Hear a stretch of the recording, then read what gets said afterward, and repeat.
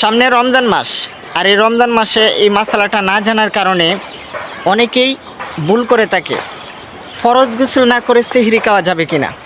দেখেন, রমজান মাসে রাত্রিবেলা স্বামী স্ত্রী একসাথে ঘুমাইছেন, সহবাস করছেন, এখন আপনাদের উপর গোসল ফরজ হয়ে গেছে। অথবা কোনো যুবক ভাই রাত্রিবেলা ঘুমাইছে, তার স্বপ্নদোষ হয়ে গেছে, তার উপর গোসল ফরজ হয়ে গেছে। তো এখন সবচেয়ে উত্তম হলো গোসল ফরজ হওয়ার সাথে সাথে গোসল করে নেওয়া সবচেয়ে উত্তম।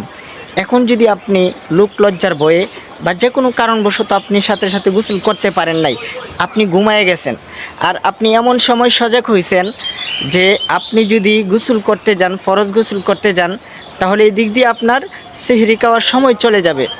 এমতো অবস্থায় মাসালা হলো, উত্তম হলো আপনি অজু করে সেহরি খেয়ে নেওয়া।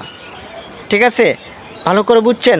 সেহরি খেয়ে নেবেন অজু করে, তারপরে আপনি গোসল করে নামাজ পড়ে ঘুমাইবেন। এতে আপনার রোজার কোনো ক্ষতি হবে না।